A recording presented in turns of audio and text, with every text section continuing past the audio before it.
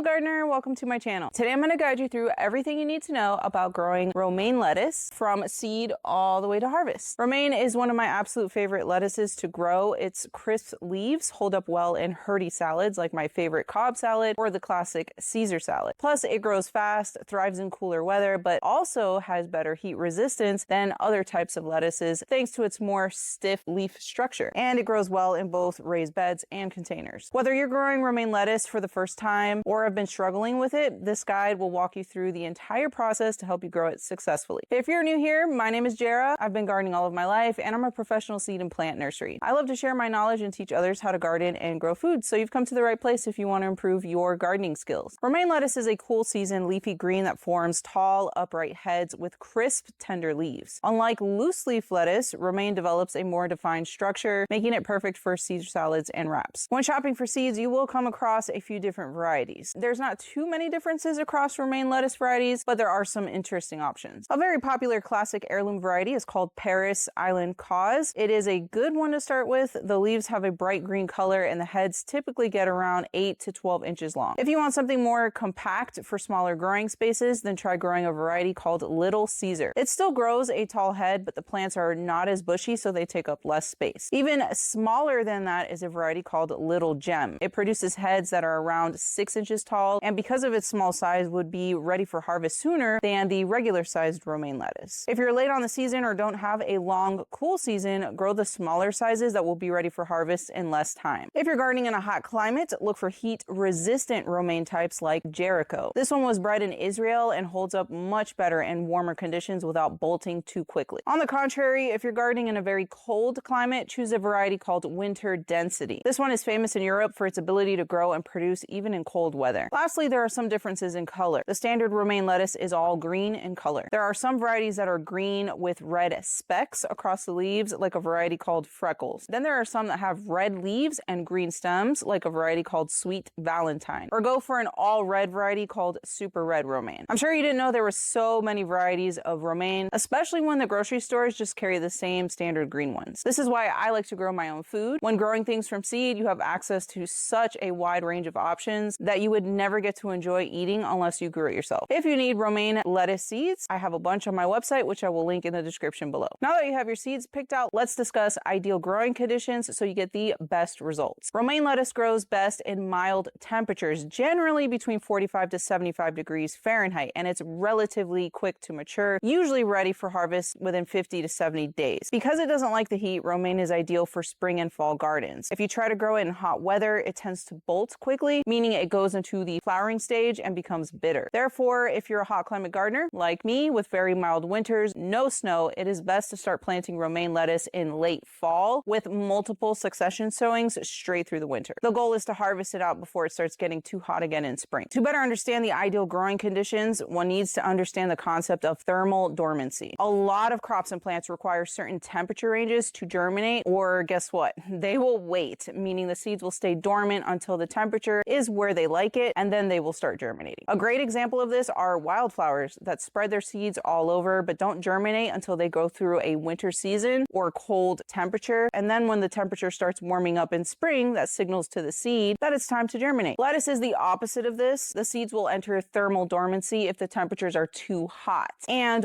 wait to germinate once things cool down. The ideal temperature range is between 45 to 75 degrees Fahrenheit. So when does that occur for you? The first month of spring or the first month of fall where this happens for you is the correct time to start growing romaine lettuce. Romaine lettuce likes at least 6 hours of sun, but partial shade in the afternoon is great if you're worried about heat stress or bolting. Too much direct sun and the leaves burn or it goes into the bolting stage. Loose, fertile, well-draining soil is key. Mix in plenty of compost before planting. Romaine lettuce pretty much just needs nitrogen for lush, leafy green growth. So working in a little blood meal or compost and manure goes a long way. Lettuce needs consistent moisture. Don't let the soil dry out completely. Mulch around your plants to help retain water and keep the roots cool. If the plants dry out, this causes stress, which initiates the bolting process. I recommend growing romaine from seed rather than buying transplants. Lettuce grows very fast. It has a shallow root system and does really well when direct sown. Starting from seed also gives you more variety to choose from and a longer harvest window. General guidelines say to direct sow romaine lettuce 2 to 4 weeks before your last average spring frost date. For fall crops, or if you're a hot climate gardener with mild winters, direct sow at the very end of summer or in fall once temperatures cool down. Then succession sow every 3 weeks or so for continuous harvest. Start by preparing your bed or the soil. Remove all weeds and debris. Sprinkle some blood meal, which is an organic source of nitrogen, or put a few heaps of compost. Gently rake the amendments into the top few inches of soil. I like to follow square foot gardening guidelines when growing romaine lettuce, so I sow 4 spots in every 1 square foot. Sprinkle a couple seeds per spot and cover with a 1/4 inch of soil, not too deep. Water gently with a shower or mist setting of your water hose so the seeds stay in place. It is very important to keep the soil moist so the seeds will germinate. I water the area every day. You should see sprouts in about 7 to 10 days. About halfway through the growing phase, I like to fertilize with some liquid fertilizer to give the lettuce a boost and try to get them to grow the biggest heads possible. I really like AgroThrive because it is an organic liquid fertilizer. Follow the mixing directions. Since I have a lot of plants, I pour some in a hose end sprayer that will mix it automatically with the water that comes out of my water hose. And that is pretty much it. If you have decent soil and amend well before planting, just 1 additional application of fertilizer midway through the growing phase should be enough. Romaine lettuce is generally easy to grow, but there are a few pests to watch out for. Aphids love the tender new growth. I usually knock them off my plants with a strong blast of water from my water hose. I don't like to outright kill the aphids because they are a food source for ladybugs, and soon enough the ladybugs will find them. Plus, you will be eating the leaves, so I avoid spraying them with treatments. But if the situation gets really bad, spray with an organic insecticidal soap. It will kill the aphids and it washes off the leaves pretty easily. Slugs and snails can be a real problem, especially in humid, moist environments. Set up some beer traps or sprinkle diatomaceous earth around the base of the plants to keep them away. Leaf miners sometimes tunnel through leaves. If you see little squiggly white trails, pinch off affected leaves to stop the spread. Try to harvest the outermost leaves frequently and space your plants well to improve airflow, which also reduces pest pressure. There are also a few plant diseases that you need to watch out for. Downy mildew and powdery mildew can occur in cool, damp conditions. Avoid overhead watering and make sure your plants have good airflow. Keep the leaves as dry as possible to prevent spread of leaf diseases. Tip burn is another common issue. It causes browning of the edges of the leaves. It's often caused by inconsistent watering, so try to keep your moisture levels as even as possible. The leaves are still edible, just cut off the burnt parts. Hopefully by following my tips, you arrive at the harvest point. You can begin harvesting outer leaves once the plants are about 6 inches tall, or wait until the full head forms, which takes about 55 to 70 days depending on the variety. To harvest the whole head, use a sharp knife or scissors to cut at the base. I like to leave the roots in the ground so they continue to decompose back into my soil. Another option is cut and come again. Harvest just a few outer leaves at a time and let the plant keep growing. This is great for small space gardeners or anyone who wants fresh greens over an extended period of time. Romaine is super versatile. Obviously, it's a star of a classic Caesar salad, but it's also great grilled, tossed in wraps, or chopped into tacos and sandwiches. I love to harvest a few crisp leaves and use them as low-carb wraps for chicken salad or hummus. It's also delicious tossed with fresh herbs, olive oil, and lemon juice for a super simple spring salad. If you're looking for recipes, check out my other YouTube channel called Jera's Fresh Kitchen. I'll link it in the description below so that you can find lots of different ways that I like to use fresh romaine in my kitchen. I hope this video helped you feel confident about growing romaine lettuce from seed all the way to harvest. It's one of the easiest and most rewarding greens to grow, and once you taste it fresh from your garden, you'll never want store-bought lettuce again. If you found this video helpful, don't forget to like, subscribe, and share with your gardening friends. Thank you for watching, and I'll see you in the next video.